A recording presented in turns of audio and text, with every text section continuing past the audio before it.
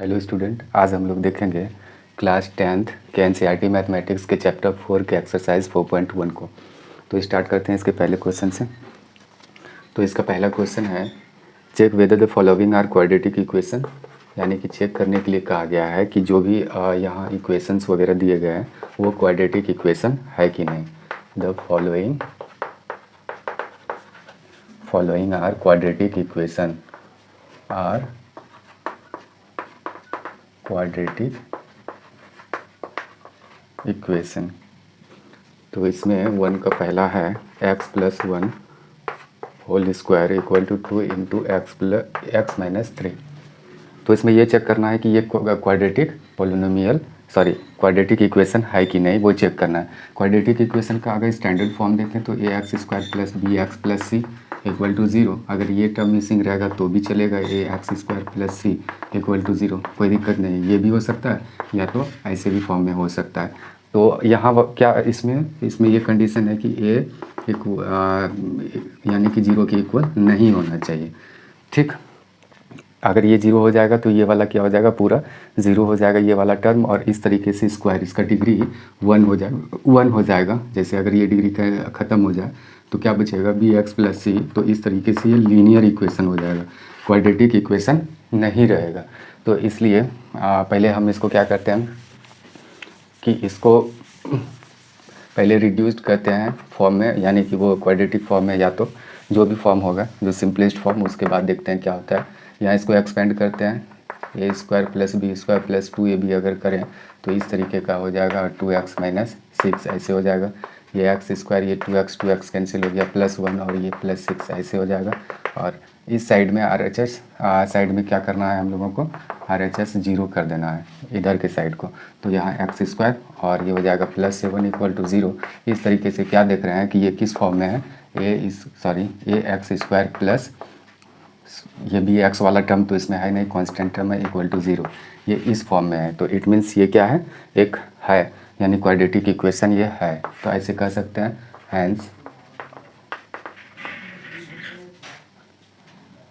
Hence जो भी ये equations, hence the equation is a quadratic equation ऐसा कह सकते हैं। इसके बारे में चेक कर लिए। तो इसी तरीके से देख लेंगे कि अगर इस फॉर्म में नहीं रहेगा तो इज़ नॉट इक्वल टू ऐसा करके लिख देंगे। और उसके बाद फिर हम यानी कह देंगे कि यहाँ देख रहे हैं कि एक्स स्क्वायर यानी वेरिएबल के स्क्वायर वाले टर्म ये मौजूद है, तो इसलिए ये क्वाड्रेटिक इक्वेशन है। अगर इक्वेशन का सिंपलेस्ट फॉर्म ये जो भी दिया रहेगा, अगर इक्वेशन का अगर डिग्री यानी 2 रहेगा तो हम मान लेंगे वो क्वाड्रेटिक इक्वेशन है। अदरवाइज़ क्या करेंगे, कह देंगे कि क्वाड्रेटिक इक्वेशन नहीं है। अब इसका दूसरा चेक कर लेते हैं। दूसरा क्या है, x square minus 2x equal to minus 2 into 3 minus x. अगर इसको देखें तो ये एक्स स्क्वायर माइनस 2x हो जाएगा, और इक्वल टू अगर इसको मल्टीप्लाई करें तो ये हो जाएगा 2x ऐसे, और फिर एक्स स्क्वायर ये 2x है, इसको अगर इधर ट्रांसपोज करेंगे और ये इसको इधर, तो इधर RHS हमेशा 0 रखना है हम लोगों को। तो ये एक्स स्क्वायर ये 4x हो जाएगा प्लस 6 इक्वल टू 0। ये जो देख रहे हैं ये इसी फॉर्म में है, यानी कि A X square plus B X plus C equal to 0 इस फॉर्म में देख रहे हैं कि यह मौजूद है। तो इट मीन्स ये क्या है, ये भी एक क्वाड्रेटिक इक्वेशन है। तो कह देंगे this is a quadratic equation, ये भी एक क्वाड्रेटिक इक्वेशन है, ये कह दिए। अब बढ़ते हैं अगले, यानी कि दूसरा भी चेक कर लिया, फर्स्ट का सेकंड, और देखेंगे फर्स्ट का थर्ड नंबर चेक करके कि क्या वो क्वाड्रेटिक इक्वेशन है या नहीं। तीसरा है x minus 2 into x plus 1 equal to x minus 1 into x plus 3। तो अब इसका चेक कर लेते हैं। पहले ये दोनों मल्टीप्लाई करके देखते हैं, एक्स स्क्वायर एक्स ये हो जाएगा 2x माइनस 2 इक्वल टू अगर इधर करें तो x square plus 3x minus 3 हो जाएगा। और इस तरीके से ये दोनों तरफ इक्वल है, इसको कैंसिल कर देंगे। ये क्या बचेगा, माइनस एक्स और माइनस 2 इक्वल टू अगर इधर देखें 3x में माइनस एक्स गया, क्या बचेगा 2x माइनस 3। और इस तरीके से सब को अगर इधर लाएं माइनस 2, RHS साइड 0 अगर कर दें क्या हो जाएगा, ये हो गया 2x और ये +3 इक्वल टू 0 और इस तरीके से -3x और ये दोनों कैलकुलेशन करें तो प्लस क्या हो जाएगा 1 इक्वल टू 0। जो ये देख रहे हैं कि क्या है ये किस फॉर्म में नहीं, ये ax² + bx + c equal to 0 के फॉर्म में नहीं है। ये ऐसा कह सकते हैं कि इस फॉर्म में नहीं है, क्योंकि यहाँ देख रहे हैं कि x² वाला टर्म इसमें मिसिंग है, तो ये नहीं है। तो this is not a quadratic equation, ऐसा कह सकते हैं। ये क्वाड्रेटिक इक्वेशन नहीं है। अब देखते हैं चौथे को।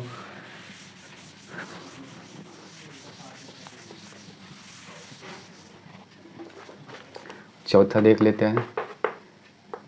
x - 3 into 2x + 1 equal to x into x + 5, ये गिवन है।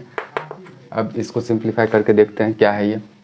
2x² और +x - 6x और -3 हो जाएगा, और इसको अगर करें तो x² इधर वाले को और +5x हो जाएगा। इस तरीके से अगर सभी टर्म को इधर ले आएँ तो क्या हो जाएगा, +x - 6x - 3, इसको भी इधर ले आते हैं और इसको भी, तो सबका साइन अपोजिट साइन हो जाएगा। और फिर यहाँ देखें तो लाइक टर्म का हम लोग प्रोसेस करते हैं। ये दोनों का अगर करें तो क्या हो जाएगा, x², x वाले टर्म ये सब लाइक टर्म है, ये वाले और ये वाले, तो क्या हो जाएगा, ये हो जाएगा -10x हो जाएगा ये, ठीक। इसके बाद 3 कांस्टेंट टर्म, इसमें सिर्फ 3 ही देख रहे हैं, तो -3 इक्वल टू 0।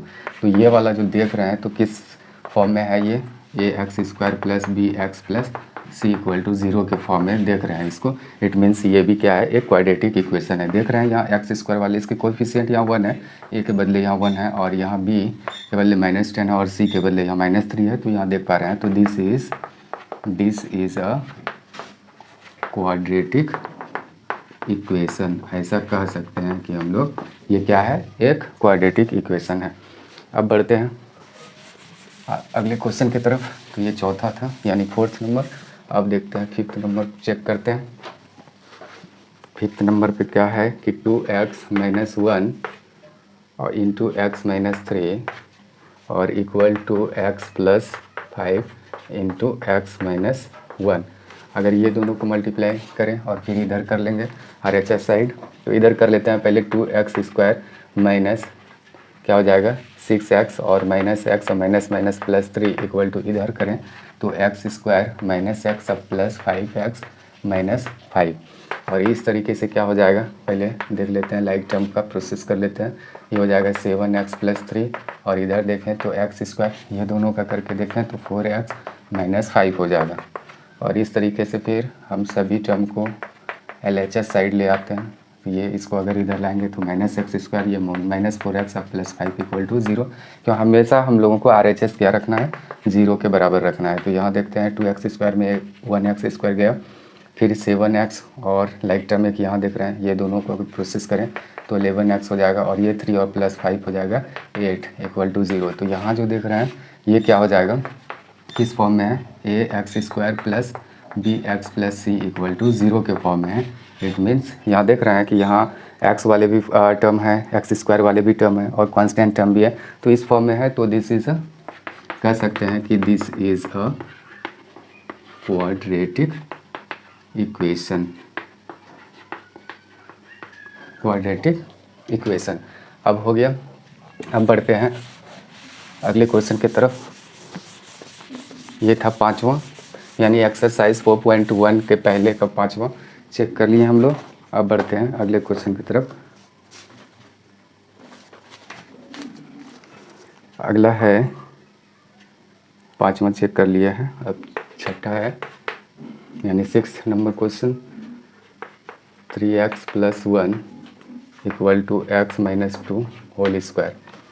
तो पहले देख लेते हैं, इधर तो जो है उसी को हूबहू यानी सेम टू सेम रख लेते हैं, 3x + 1। अब ये इसको क्या करेंगे, a + b whole square, a - b whole square के यानी कि आइडेंटिटी पर इसको एक्सपेंड कर देते हैं, तो ये हो जाएगा x² + 4 और -4x, इस तरीके का हो जाएगा। फिर यहाँ x² दोनों तरफ इक्वल चीज़ को हटा दिए, तो ये 3x + 1 है। सब टर्म को अगर इस पार ले आए तो ये इस तरीके का हो जाएगा 4x इक्वल टू 0, और फिर ये दोनों का प्रोसेस किए तो 7x और इस तरीके से -3 इक्वल टू 0। तो ये क्या देख रहे हैं कि ये इक्वल टू नहीं है ax² plus bx plus c equal to 0। क्यों नहीं है? क्योंकि यहाँ देख रहे हैं x² वाला टर्म मिसिंग है। ये वाला टर्म तो यहाँ देख रहे हैं, x वाला टर्म कांस्टेंट भी देख रहे हैं, लेकिन ये वाला टर्म इसमें नहीं देख रहे हैं। तो ये क्या है? क्वाड्रेटिक इक्वेशन नहीं है। तो हम कह सकते हैं this is not a quadratic equation. ये क्वाड्रेटिक इक्वेशन नहीं है। इसके बारे में हम यही कह सकते हैं। अब चलते हैं 7th क्वेश्चन की। सभी इक्वेशन तो है लेकिन क्वाड्रेटिक नहीं है, कोई लीनियर वगैरह सब है। अच्छा, अब 7वां क्या है? तो 7वां है x + 2 whole cube equal to 2x into x² - 1। अब इसको एक्सपेंड करते हैं a + b whole cube. a + b whole cube equal to क्या हो जाता है? a³ + b³ plus 3ab² plus 3ab²। तो इस आइडेंटिटीज़ पर इसको एक्सपेंड कर देते हैं। इसको यहाँ हो जाएगा x² प्लस 8 और ये हो जाएगा 3 इंटू, अगर ऐसे करें 3x² इंटू, तो ये हो जाएगा 6x² अब प्लस अगर करें 3 इंटू एक्स इंटू 2² कैसे करें तो ये हो जाएगा 12x। और फिर इस साइड का अगर RHS देखें तो हो जाएगा 2x³ और -2x। और इस तरीके से हम सभी इस RHS साइड वाले के सभी टर्म्स को क्या करेंगे? इस तरफ लाएंगे। तो x² हो गया और ये रहा मेरा 8 प्लस 6x² प्लस 12x, और इसको अगर इधर लाएंगे तो 2x³ माइनस में हो जाएगा और ये प्लस इसका साइन चेंज हो जाएगा 2x इक्वल टू 0। फिर इस तरीके से इधर देखते हैं, यहाँ क्यूब वाला टर्म देख रहे हैं, यानी कि 2x माइनस 2x³ ये वाला हो गया। फिर x² वाला, ये दोनों लाइक टर्म है। फिर इसका अगर इसको प्लस कर दें, यहाँ प्लस हो जाएगा 7x²। अच्छा, ये हो गया। फिर अगर x वाले टर्म को देखें, ये दोनों लाइक टर्म है, तो इसका कैलकुलेशन अगर करें तो 14x हो जाएगा। इसके बाद फिर देखते हैं कांस्टेंट टर्म, तो ये सिर्फ 8 है तो 8 लिख लिए। तो इस तरीके से यहाँ जो देख रहे हैं, क्या देख रहे हैं कि यहाँ क्यूब में इस इक्वेशन का जो भी है ये इक्वल टू 0 लिख देते हैं। ये इक्वेशन का क्या होता है? डिग्री क्या है? 3 है, जो इक्वल नहीं है ax² plus bx plus c equal to 0 के। यहाँ देख पा रहे हैं, क्योंकि इसका डिग्री तो देख रहे हैं कि 2 है, लेकिन इस तरफ इसका देख रहे हैं कि डिग्री क्या है? यहाँ 3 है। तो ये दोनों इक्वल नहीं है, तो ये क्वाड्रेटिक इक्वेशन नहीं है। तो this is not a quadratic equation. ये क्वाड्रेटिक इक्वेशन नहीं है। अब देखते हैं अगले क्वेश्चन को। यहाँ सभी इक्वेशन को चेक करके बताना है कि वो क्वाड्रेटिक है या नहीं। ये लास्ट है, फर्स्ट का लास्ट, यानी 8th नंबर है x³ minus 4x² minus x plus 1 equal to x minus 2 whole cube. अब देख लेते हैं। तो इधर का तो सेम टू सेम वैसे ही लिख देते हैं, ये रहा। और फिर इधर अगर एक्सपेंड करें तो किस आइडेंटिटीज़ पे होगा? तो ये a minus b whole cube, इसका क्या हो जाता है? a³ minus b³ minus 3a² plus 3ab²। तो इसी आइडेंटिटीज़ पर इसको क्या कर देंगे? एक्सपेंड कर देंगे। इसी को अप्लाई करते हुए क्या करेंगे? इसको x³ हो जाएगा 8 हो जाएगा और 3 इंटू x² इंटू 2 हो जाएगा, तो ये हो जाएगा 6x²। फिर प्लस हो जाएगा 3 इंटू x इंटू 2², तो ये हो जाएगा 12x। इस तरीके का हो गया। फिर क्या देख रहे हैं कि ये वाला दोनों तरफ इक्वल है, तो ये टर्म यानी कैंसिल हो जाएगा। फिर ये स्क्वायर, सभी टर्म्स को हम LHS साइड लाते हैं। माइनस x प्लस 1 तो ऑलरेडी इधर का है ही, सब इधर लाते हैं इक्वल टू के इधर, तो हो जाएगा ये हो जाएगा plus 8 plus 6x² minus 12x। और इस तरीके से अगले स्टेप में क्या हो जाएगा? ये दोनों लाइक टर्म है, ये वाले और ये वाले, तो लाइक टर्म का प्रोसेस अगर करें तो ये क्या हो जाएगा 2x², और ये x वाले हैं, ये दोनों लाइक टर्म है, तो लाइक टर्म को क्या करेंगे? फिर यहाँ अगर करेंगे 13x हो जाएगा। फिर कांस्टेंट देखें तो यही दोनों कांस्टेंट हैं, तो 8 plus 1 equal to 9 equal to 0 हो जाएगा। अगर इसको गौर से देखें तो क्या है? ये क्वाड्रेटिक इक्वेशन है, क्योंकि ये ax² plus bx plus c equal to 0 के फॉर्म में देख रहे हैं कि ये है। तो इसका फाइनल स्टेटमेंट क्या लिखेंगे कि this is a quadratic equation, ये एक क्वाड्रेटिक इक्वेशन है। ठीक, अब देख लेते हैं इसी एक्सरसाइज के दूसरे क्वेश्चन को। ये पहला पूरा कंप्लीट हो गया। पहले में जितने भी इक्वेशन दिए गए थे तो हम चेक करके बता दिए कि वो क्वाड्रेटिक है या नहीं है। अगला क्वेश्चन है कि represent the following situations in the form of quadratic equation. यहाँ कुछ सिचुएशंस दिए गए हैं, उसको क्या करना है यानी फॉर्म करना है उस सिचुएशन को क्वाड्रेटिक इक्वेशन में। तो पहला जो है लिखा हुआ है कि the area of a rectangular plot is 528 metre square या स्क्वायर मीटर स्क्वायर। ये रेक्टेंगुलर एक प्लॉट दिया गया है। ये दूसरा है, सेकेंड का फर्स्ट एक रेक्टेंगुलर प्लॉट है।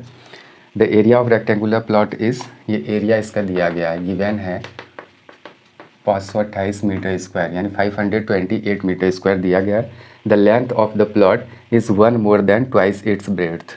यहाँ जो लेंथ दिया गया है कहते हैं कि ब्रेड्थ के यानी ब्रेड्थ जितना है इसका रेक्टेंगुलर प्लॉट का, उसके 2 गुने से क्या है ये एक अधिक है। Is 1 more than twice its breadth.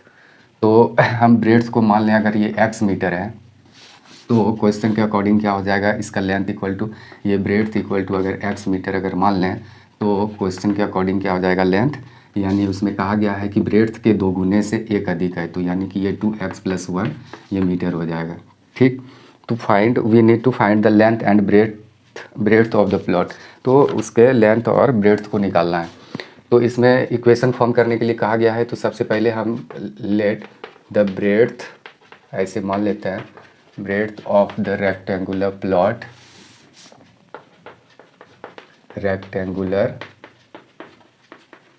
Plot भी मान लिए कि वो x मीटर है। ठीक, देन क्या हो जाएगा, देन इट्स लेंथ अगर देखें तो इसी का अगर लेंथ देखें तो वो क्वेश्चन के अकॉर्डिंग क्या हो जाएगा उसके यानी कि ब्रेड्थ के 2 गुने से यानी कि 2x कर दिए और एक अधिक है यानी उसमें +1 कर दिए तो ये मीटर हो गया। ठीक, अच्छा क्वेश्चन में दिया गया है कि इसका क्या है, इसका ये दिया गया है कि area, it is given that area of the plot क्या है, एरिया ऑफ द प्लॉट वो है 528 यानी 528 मीटर स्क्वायर, ये गिवन है। तो हम एरिया का फॉर्मूला क्या होता है, यानी कि ये तो लेंथ इंटू ब्रेड्थ करके ही निकाले होंगे 528। अच्छा लेंथ तो हम लोगों के पास यहाँ गिवन है, क्या था लेंथ, यानी ये है लेंथ 2x + 1 और ब्रेड्थ कितना है, तो ब्रेड्थ हम लोगों का x है, इस तरीके से 528 हो जाएगा। और फिर अगले स्टेप में इसी को क्या करेंगे, ये मल्टीप्लाई कर देंगे इसको 2x + 1 × x को, तो क्या हो जाएगा 2x² + x = 528 और इस तरीके से 2x² + x और इसको इधर ले आएंगे और = 0। तो ये क्वाड्रेटिक इक्वेशन के फॉर्म में आ गया। तो यही हम लोगों को फॉर्म करने के लिए कहा गया था कि इक्वेशन के फॉर्म में इस सिचुएशन को एक्सप्रेस करना है। यहाँ लिखा गया रिप्रेजेंट करना है कि represent the following situations in the form of quadratic equation. जो भी सिचुएशन था उसको क्वाड्रेटिक इक्वेशन के फॉर्म में हम लोगों को रिप्रेजेंट करना है। तो यही रिप्रेजेंट कर दिए, यहाँ सारा शुरू से हम लोग लिख दिए हैं कि क्या क्या माने हैं, कैसे माने हैं, और ये रिप्रेजेंटेशन इसका हो गया। अब बढ़ते हैं इसी क्वेश्चन के दूसरे नंबर की तरफ, यानी ये सेकेंड क्वेश्चन का फर्स्ट था, अब सेकेंड का सेकेंड देख लेते हैं। तो सेकेंड में क्या कहा गया है कि the product of 2 consecutive positive integer is 306, ऐसा कहा गया है। 306 we need to find the integers, ऐसा कहा गया है कि the product of 2 consecutive positive integer.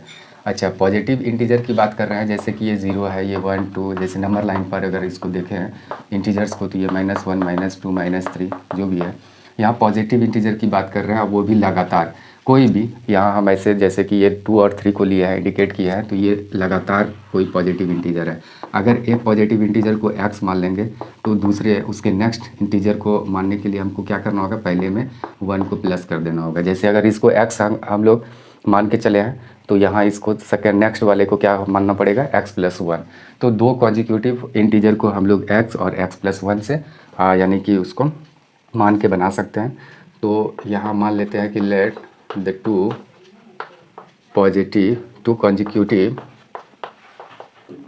consecutive positive integers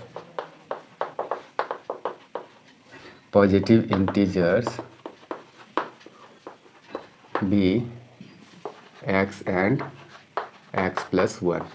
ये क्यों माने हैं पता चल गया, क्योंकि ये 2 है, 2 को अगर x से रिप्रेजेंट कर रहे हैं तो 3 को हम लोगों को x प्लस 1 से रिप्रेजेंट करना होगा, क्योंकि x का वैल्यू 2 है यहाँ। ठीक, तो नेक्स्ट वाले ऐसे हो जाएगा, ये let the two consecutive positive integers be x and x plus 1। और फिर अकॉर्डिंग टू क्वेश्चन क्या है, अकॉर्डिंग टू क्वेश्चन है कि ये दोनों का जो प्रोडक्ट है वो प्रोडक्ट 306 है। तो यानी कि x पहला वाला इंटीजर है और ये दूसरा वाला इंटीजर x प्लस 1 है, यही दोनों का प्रोडक्ट, ये गुणनफल जिसको हम लोग कहते हैं, ये 306 दिया गया गिवन है। तो फिर इसको इक्वेशन यानी क्वाड्रेटिक इक्वेशन के फॉर्म में इसको रिप्रेजेंट करना है इस सिचुएशन को। तो ये x गुना x यानी x इंटू एक्स करेंगे तो x स्क्वायर हो जाएगा, x इंटू 1 करेंगे x हो जाएगा, ये 306 है। फिर अगर इस कांस्टेंट टर्म को अगर इधर लाएं तो कुछ इस तरीके का हो जाएगा इक्वल टू 0। तो यहाँ देख रहे हैं ये क्वाड्रेटिक इक्वेशन के फॉर्म में आ गया। तो इस सिचुएशन को हम लोग यहाँ क्वाड्रेटिक इक्वेशन के फॉर्म में रिप्रेजेंट यहाँ कर चुके हैं। अब बढ़ते हैं दूसरे क्वेश्चन की तरफ, यानी कि सेकंड नंबर का ये सेकंड था। ठीक, अब देखते हैं यानी इस एक्सरसाइज के सेकंड के थर्ड को, इस एक्सरसाइज के यानी कि 4.1 के 2 के थर्ड को देखते हैं। थर्ड में कहा गया है, हम पढ़ लेते हैं क्योंकि लिखना यहाँ टाइम कंज्यूमिंग हो जाएगा। Rohan's mother is 26 years older than him. इसमें कहा गया है रोहन और रोहन की माँ, रोहन्स मदर। यहाँ दो व्यक्तियों के बारे में बात हो रही है, तो हम पहले रोहन और रोहन की माँ को यहाँ लिख लिए। क्या है कि Rohan's mother is 26 years older than him, यानी रोहन की जो माँ है रोहन से 26 साल की बड़ी है। ठीक, तो अगर रोहन को मान ले कि ये x ईयर का ये रोहन है, तो ये उसकी माँ x प्लस 6 हो जाए 26 हो जाएगा ये ईयर की। अगर रोहन का प्रेजेंट एज अगर x ईयर्स हम लोग x ईयर्स मान लें तो उसकी माँ की उम्र क्या हो जाएगी x प्लस 26 ईयर्स, क्योंकि वो उससे 26 साल की बड़ी है। फिर आगे दिया गया है कि the product of their edges in years 3 years from now will be 360। अभी तो ये प्रेजेंट एज हम लोग मान के चले हैं, प्रेजेंट एज। इसमें क्वेश्चन में कहा गया है कि अभी से 3 साल बाद, अगर अभी का एज यानी कि रोहन का एज x है तो 3 साल बाद इसकी उम्र x प्लस 3 यानी कि ये उसका एज हो जाएगा। फिर रोहन की मदर का एज क्या है x प्लस 26 ईयर्स अभी है, तो 3 ईयर्स के बाद कितना हो जाएगा, तो x प्लस 26, इसमें भी प्लस 3 ऐड करना होगा। इस तरीके से ये दोनों का एज हो गया कितने साल के बाद, 3 साल के बाद। ठीक, तो इसका प्रोडक्ट दिया गया है वो है 360। तो we would like to find Rohan's present age, यानी कि हम लोग यानी रोहन के प्रेजेंट एज को निकालना चाहेंगे। तो यहाँ हम लोग क्या करेंगे, सबसे पहले let Rohan's present age be x years. मान लेते हैं कि ये रोहन्स का प्रेजेंट एज है, तो देन रोहन्स जो मदर है, मदर्स प्रेजेंट एज क्या हो जाएगा, इसको हम इधर इरेज कर लेते हैं। हाँ, जैसा कि हम ऊपर लिखे हैं कि let Rohan's present age be x years, यानी कि मान लें कि रोहन का जो वर्तमान आयु है वो अभी x ईयर्स है। Then Rohan's mother's present age क्या हो जाएगा, क्वेश्चन के अकॉर्डिंग हो जाएगा कि उससे वो 26 साल की बड़ी है रोहन से, तो रोहन की उम्र है अभी x ईयर्स। तो इसमें अगर 26 अगर जोड़ दें तो ये उसकी माँ की वर्तमान आयु हो जाएगी, यानी x प्लस 26 ईयर्स। ठीक, फिर अकॉर्डिंग टू क्वेश्चन क्या कहा गया है देखते हैं। ये कहा गया है कि अभी से 3 साल बाद ये दोनों की आयु का प्रोडक्ट दिया गया है 360, यानी कि the product of their edges 3 years from now. अभी से 3 साल बाद दोनों के उम्र का प्रोडक्ट जो है विल बी 360, तो 360 हो जाएगा। तो यानी कि अभी इसकी उम्र है एक्स ईयर्स, तो इसमें अगर 3 को प्लस कर दें तो 3 साल बाद ये रोहन की आयु हो जाएगी। ये उसकी माँ की उम्र है, अगर इसमें हम लोग 3 ईयर्स इसको ऐड कर दें तो इसकी माँ की आयु 3 साल बाद की ये आयु हो जाएगी। अब यही दोनों का प्रोडक्ट गिवन है हम लोगों के पास 360। अच्छा, अब क्या करेंगे, तो इसी को हम लोग मल्टीप्लाई कर देते हैं ये दोनों को, तो ये हो जाएगा x + 29 = 360। फिर अगले स्टेप में अगर इसको मल्टीप्लाई कर दें तो x² 29x plus 3x plus, क्या ये सही है? और ये है 360। फिर इसके बाद अगले स्टेप में इसी को हम लोग x² अब प्लस लाइक टर्म है, ये दोनों लाइक टर्म है, तो ये हो जाएगा 32x, दोनों प्लस में है। और इसके बाद ये 87 इधर है, और इसको अगर इधर लाएं तो 360 माइनस में हो जाएगा। अगले स्टेप में फिर हम लोग 32x x² plus 32x plus, sorry minus हो जाएगा, ये दोनों को अगर प्रोसेस करें तो 360 में 87 हम लोगों को माइनस करना होगा, तो क्या हो जाएगा 273, ये हो जाएगा =0। इस तरीके से हम लोग ये क्वाड्रेटिक इक्वेशन में यानी कि इस सिचुएशन को रिप्रेजेंट कर दिए। इसके सॉल्यूशन निकालने के लिए नहीं कहा गया था, तो हम नहीं निकालेंगे सॉल्यूशन, यानी कि रोहन्स का प्रेजेंट एज। तो ये हो गया। अब बढ़ते हैं अगले क्वेश्चन, यानी कि इस एक्सरसाइज के लास्ट क्वेश्चन के तरफ। तो इसका लास्ट क्वेश्चन क्या है वो पढ़ते हैं। क्वेश्चन है, अ train travels a distance of 480 kilometre, यानी 480 kilometre at a uniform speed. If the speed had been 8 km/h less, then it would have taken 3 hours more to cover the same distance. We need to find the speed of the train. ऐसा कहा गया है कि एक train एक distance, यानी कि ये यहाँ से यहाँ तक अगर 480 किलोमीटर डिस्टेंस है, और ट्रेन की स्पीड तो नहीं दिया गया है, अगर ट्रेन की स्पीड अगर मान लें, यानी कि ये हम स्पीड ही सिर्फ लिखते हैं कि स्पीड अगर x km/h स्पीड मान लें, यूनिफॉर्म स्पीड है, यानी प्रत्येक घंटे इतने ही डिस्टेंस को वो गाड़ी कवर करती है प्रत्येक घंटे। अ train travels a distance 480 kilometre eight uniform speed, तो इसमें टाइम कितना लग जाएगा, डिस्टेंस कितना है 480 और स्पीड कितना है x, अगर डिस्टेंस को स्पीड से डिवाइड करते हैं तो वो क्या आता है, टाइम आता है, तो ये हम लोगों का टाइम है, ये इतने घंटे लगेंगे। लेकिन इसी में कहा गया है कि if the speed had been 8 km/h less, then it would have taken 3 hours more to cover the same distance. कहते हैं कि अगर स्पीड इसका अगर 8 किलोमीटर यानी कि कम होता, तो इसी डिस्टेंस को कवर करने में उस ट्रेन को 3 घंटे का और समय लगता। तो we need to find the speed of the train, और हमें यानी कि ट्रेन की स्पीड को निकालने की आवश्यकता है या ज़रूरत है।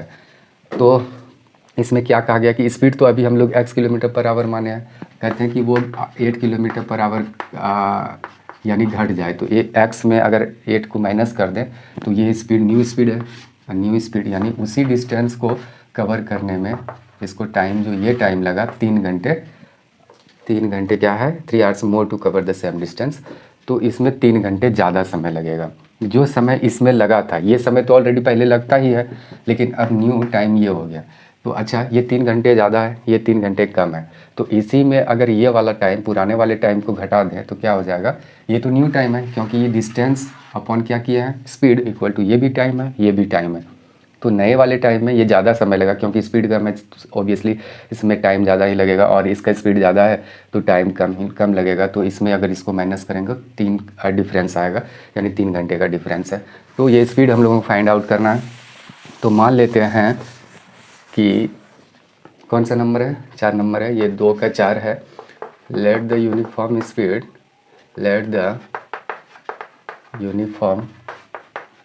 Speed of the train be x km/h। अच्छा, ये हो गया। ये मान लेते हैं कि x km/h इसकी स्पीड है, and the distance given, distance या the distance given, the distance ये गिवन है, हम कह सकते हैं कि ये है डिस्टेंस 480 किलोमीटर। ये पहले से डिस्टेंस इसमें क्वेश्चन में दिया गया है। तो therefore time taken to travel the distance, इस डिस्टेंस को ट्रैवल करने में जो समय लगा है कितना लगेगा, डिस्टेंस अपॉन स्पीड करते हैं तो वो टाइम होता है। तो डिस्टेंस हम लोगों का 480 किलोमीटर है और स्पीड हम लोगों का x किलोमीटर पर आवर है। तो ये जो भी हो गया ये घंटे है, यानी आवर्स है ये, ठीक। अब क्या करेंगे, तो ये तो हो गया हम लोगों का। अब न्यू जो भी कहा जाएगा अकॉर्डिंग टू क्वेश्चन यहाँ देख लेते हैं, या फ्रॉम क्वेश्चन ऐसा कह सकते हैं, क्या कहेंगे वो देखते हैं। ये कहा गया कि अगर गाड़ी की स्पीड 8 किलोमीटर कम होती, यानी कि ये स्पीड है अभी x किलोमीटर, अगर उसमें 8 किलोमीटर अगर घटा दिया जाए तो कहते हैं कि जो समय लगेगा, तो समय क्या लगेगा, 480 किलोमीटर तो डिस्टेंस है ही, तो इसको अगर नए स्पीड से अगर डिवाइड कर दें तो ये समय नया समय हुआ। तो ये समय कहते हैं पुराने जो समय है उससे ये 3 घंटे अधिक है, ये 3 घंटे इसमें अधिक लगेगा। तो यही दोनों का डिफरेंस दिखा देंगे। तो हम लिख देते हैं डायरेक्ट ऐसे कि ये हो गया है, और इसमें 480 upon x equal to 3 hours, ये दिखा दिए। फिर क्या करेंगे, इसी में अगर देखें तो शायद ये आप लोग देख पा रहे होंगे लास्ट ये, या तो इधर हम लोग लिखते हैं, क्या लिखेंगे, तो ये कॉम एलसीएम लेंगे तो x माइनस 8 इंटू एक्स ये हो गया, इस डिवाइड किए x हो गया, सॉरी इसमें सबसे पहले यहाँ 480 को हम लोग कॉमन ले लेते हैं, 480 को कॉमन ले लिए, ये हो गया x माइनस 8 और ये रहा माइनस, और ये 1 अपॉन एक्स, और इस तरीके से बचा 3। फिर यहाँ अगर देखें अगले स्टेप में तो ये हो जाएगा हम लोगों का 1 अपॉन एक्स माइनस 8 और minus 1 upon x equal to 3 upon 480 यहाँ कर दिए। अब इधर फर्दर अगर प्रोसेस करें तो अगले स्टेप में क्या हो जाएगा, x इंटू एक्स माइनस 8 इस तरीके का, ये एलसीएम लिए हैं, इसको अगर करेंगे तो आगे का प्रोसेस कुछ इस तरीके का हो जाएगा, इक्वल टू 160 ऐसे हो जाएगा, 1 अपॉन 160। आगे देखते हैं अगला स्टेप क्या हो जाएगा। तो ये हम लोग अगर इसी को फर्दर प्रोसेस करें तो ये x माइनस एक्स हो जाएगा और ये प्लस 8 हो जाएगा, और नीचे वाले में क्या हो जाएगा, एक्स स्क्वायर माइनस 8x और इक्वल टू ऐसे 160, ये कैंसिल हो गया, 8 equal to x square minus 8x, ठीक है। और ये रहा, ये क्रॉस अगर मल्टीप्लाई करके देखें तो क्या हो जाएगा, x square minus 8x equal to 1280 इधर हो गया। अब इसको क्या करेंगे, एक्स स्क्वायर माइनस 8x और इसको अगर इधर शिफ्ट कर दें तो कुछ इस तरीके का हो जाएगा। क्या देख रहा है, हम लोगों के पास एक क्वाड्रेटिक इक्वेशन आ गया, और इसी फॉर्म में सिचुएशन को हम लोगों को रिप्रेजेंट करना था, तो रिप्रेजेंट कर दिया। और इस तरीके से हम लोग इस एक्सरसाइज के लास्ट क्वेश्चन को भी सॉल्व कर लिए। तो अब हम लोग इस एक्सरसाइज के बाद फिर दूसरे एक्सरसाइज को सॉल्व करेंगे, यानी एक्सरसाइज 4.2 को।